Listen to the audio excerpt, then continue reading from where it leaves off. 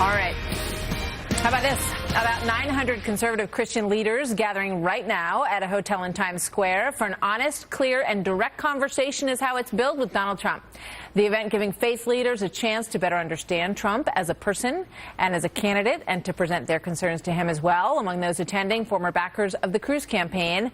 And no doubt they remember remarks like this one. We call him Lying Ted. You ever see him? I love this, where he walks in with the Bible held high, right? It's Lying Ted. He puts the Bible down and then he lies. And you know the reason I'm getting all of the evangelical support, I'm getting tremendous evangelical support. Remember the good old days back in the primary when there were so many candidates? All right, so David Avella is a Republican strategist and chairman of GoPac.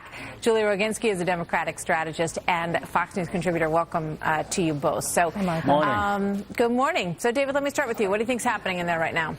Well, let's keep in mind that the votes of evangelicals are far more important. And as Trump mentioned in that clip, he won evangelical voters amongst primary voters because he talked about the issue that evangelical voters care about most, which is the economy. Now, with that said, is it smart on his part to go talk to these Christian leaders?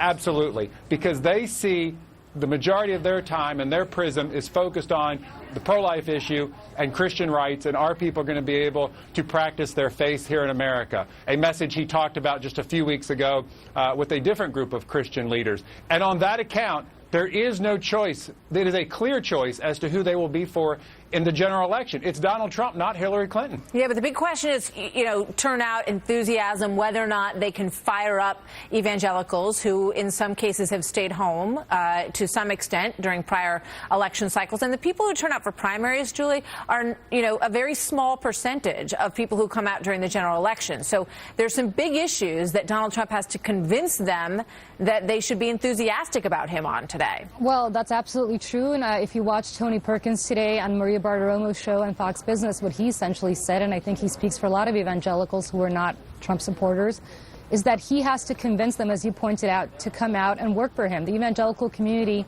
is not just a strong voting bloc. They're also have an incredible ability to mobilize on behalf of the candidates that they want to mobilize. And at the end of the day, if they don't mobilize on Donald Trump's behalf, it's not that they'll vote for Hillary, they won't, but they'll stay home, and that's something that Donald Trump cannot afford. Look, he is now, according to the most recent Monmouth poll, not winning a majority of white voters. Evangelicals are predominantly white voters. This is a key component, key voting bloc that he needs to win and have them come out very strongly. If not, he can kiss this election goodbye.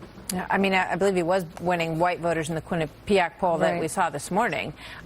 She is way ahead with non-white voters, so that's going to be an issue for him going forward. David, what do you think he's going to be convincing on in there today? What issues? You've got SCOTUS, you have religious liberty, very important to Christian voters. You have sanctity of life. Those are the three big issues that they're going to want to hear from. Is he going to be passionate and convincing on those issues to them, do you believe? Well, he better be if he wants to get their support. I mean, those are the issues that are most important to them. But through this primary, he's talked about a number of things. The ability to practice your faith openly. The pro-life issue is a big one that they care about. But let's not forget, the economy is still a driving issue for voters. And he has to equally be strong on that issue with these folks. And to suggest he doesn't have Christian leaders, well, Jerry Falwell has come out, starting with him. I mean, he does have Christian leaders who've come out and supported him.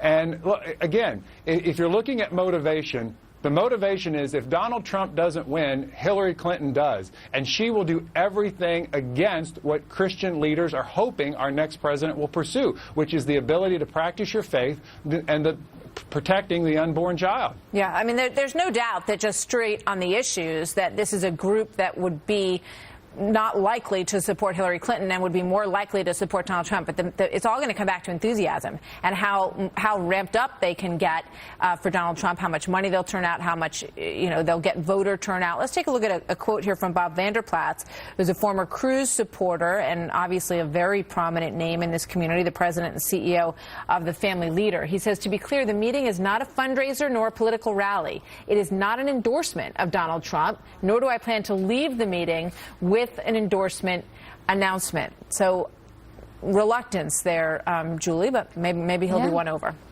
Look, he may be, but if you look at Donald Trump and the way Donald Trump has operated in his personal life and also in his professional life over the many, many years that he's been in the public eye, he's not exactly the evangelicals' cup of tea, right? Whether it's his marriages or the infidelities or over and over. David's point is the most salient point that Donald Trump can make to them, which is, if not me, it's going to be Hillary Clinton.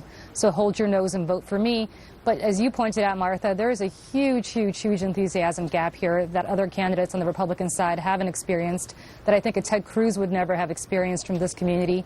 And that's something Trump really does need to contend with if he's going to be successful in November. I hear you. I mean, I think one of the strongest points that could be made is the Supreme Court issue. Absolutely. I mean, when you look at the fact that you're going to have 3, maybe 4 Supreme Court justice decisions under the next president, David, that may be the most compelling argument that Donald Trump can make in terms of turnout. You are spot on with that point, Martha. All right. Well, you guys, thank you very much. Thanks, we'll Martha. see how the meeting goes. There were 2 different meetings across Manhattan. He's going to also do a big speech tomorrow at 11 a.m. Where he will speak about Hillary Clinton specifically and this election. Julie, thank you. David, thanks you. Good to see you both.